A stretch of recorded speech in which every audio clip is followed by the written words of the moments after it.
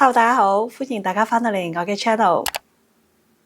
今日呢條片我會教大家點樣正確而有效咁樣去用氣墊粉底，做到持久、保濕，同時有立體感嘅氣墊妝效。尤其而家天氣轉涼，其實好多人用 cushion 都遇到一啲嘅問題，上完覺得好油唔持久，又或者卡粉啲紋路顯得好明顯，底妝出現一條條嘅條紋，好唔完整。上完底妝塊面反而脹咗、肥咗咁。其實呢啲嘅問題我都會收到大家 DM 我 Yellow， 點解我用氣墊會咁樣？所以今日我會根據大家常見嘅氣墊問題，一個個拆解。教你點樣調整用法，做到貼服唔黏立，立體又唔浮腫，保濕但係一樣持久嘅底妝效果。我哋開始啦！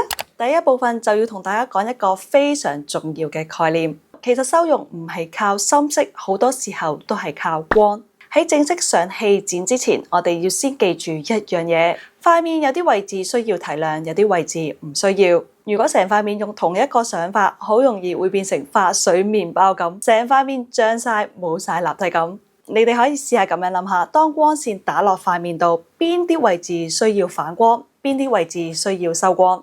當一啲嘅位置有適當嘅水潤光澤，視覺上就會顯得更加立體、更加飽滿。例如好似顴骨、鼻梁、額頭嘅中間呢啲嘅位都好適合做提亮。當光線打得啱，就可以令到輪廓有自然嘅向前，面型睇落去就會立體啲。相反，有啲唔需要提亮嘅位置加咗光，好似面部嘅邊緣、鼻側咁。當光線反射嘅時候，呢啲嘅位置就會向前傾，結果就會令到塊面睇落去又腫又平啦。簡單嚟講，我哋就會用光嚟做修容，但係要知道邊啲位置需要吸光，邊啲位置要減光。為咗方便大家理解，我用圖嚟示範一下。而家我會喺塊面度直接做標記，我會用黃色嚟到去標示需要提亮打光嘅位，用啡色嚟表示唔應該打光，需要減光。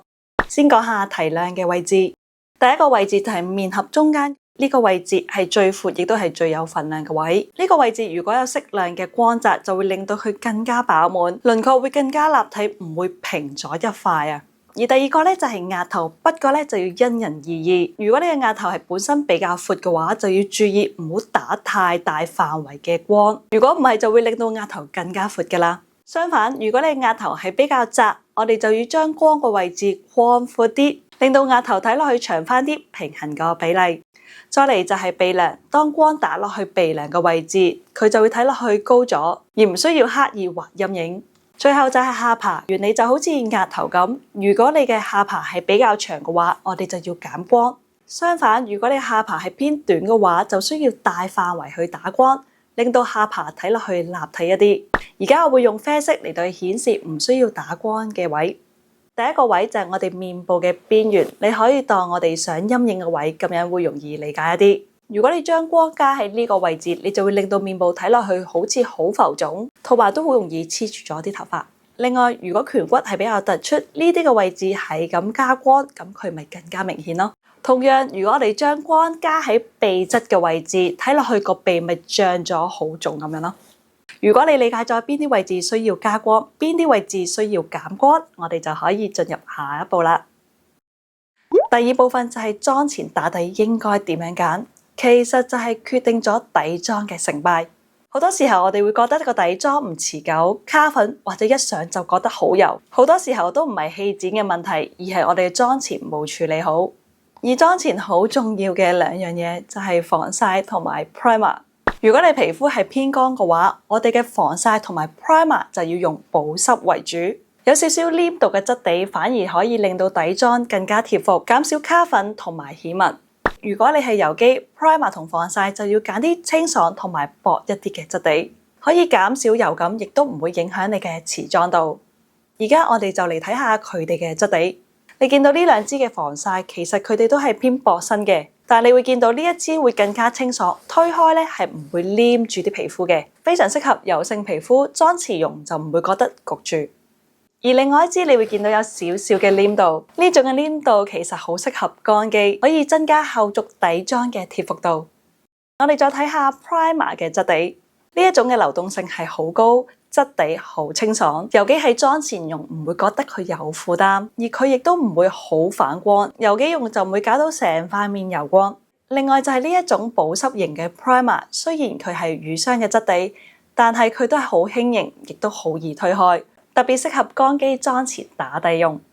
第三部分我就會同大家講下好多人都會忽略嘅上妝次序。你平時化妝嘅次序又係點樣呢？先底霜，再上粉底，加啲嘅碎粉去完成我哋嘅底妝，然後先至再進行彩妝。但係如果你想打造有光澤又好乾淨又好立體嘅底妝肌膚，其實如果照住呢一個嘅次序，就會出現一啲嘅問題。好似我哋上眼影嘅時候，啲粉會飛到周圍都係，或者我哋上彩妝嘅時候，好容易隻手都會掂到塊面，但係一掂到咧，之前精心打造好嘅光澤感就會破壞咗。如果你都有呢個嘅問題，我會建議你先畫眼妝再化底妝。我而家就示範下喺素顏嘅時候點樣先上眼妝。既然要先畫眼妝，我哋嘅眼周都需要打底，但係記住要薄。好似我咁用粉撲攞少少粉底液掃喺眼皮度，重點記得要少，同埋唔好貼近個睫毛根位。如果唔係，眼妝就會好容易溶噶啦。眼周上完粉底之後，我哋攞少少嘅碎粉去定妝。用咗碎粉，眼妝唔會咁容易溶，亦都冇咁容易出現一啲嘅摺痕。而家我就開始畫眼妝啦，呢一 part 我快速過一下，之後再同大家繼續。畫咗眼妝先有一個好大嘅好處，就係任何飛粉跌咗落嚟嘅眼影，用紙巾一抹就乾淨晒，亦都唔會影響之後嘅底妝。所以對於新手嚟講，先畫咗眼妝就會更加好容易控制，底妝就會乾淨好多噶啦。好啦，而家眼妝完成啦，我哋正式化底妝。喺上氣墊之前，我會先攞呢個底霜加喺鼻翼同埋法令紋嘅位置，因為呢啲嘅位置多數之後都會疊加一啲嘅遮瑕或者光影等等，一層層之後就好容易變厚，就會容易乾啲同埋顯紋。所以呢啲局部嘅位置加少少嘅底霜就可以增加佢嘅潤滑度同埋貼服度，有效減少乾紋同埋卡粉嘅情況。而家你會見到我已經上完防曬。如果呢個防曬有明顯嘅油光，你係可以攞張紙巾輕輕印壓塊面，將多餘嘅油分帶走。記得係按壓，唔係抹走佢啊！而家我就上完 primer 啦。喺上氣墊之前，有樣好重要嘅嘢，就係控制用量。首先，我哋就會用3隻手指攝喺粉撲上邊，令到粉撲可以緊貼我哋嘅手指。而攞粉，我哋就會控制我哋嘅中指向前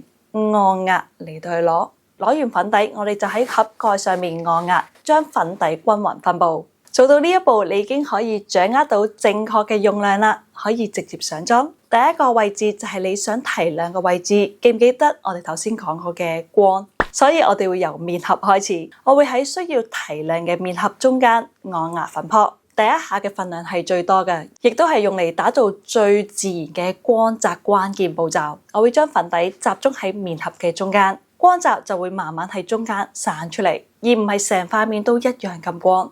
粉撲上面嘅粉量已經越嚟越少，呢個時候我會用推嘅方法帶到面嘅邊緣，幫助輪廓向內收。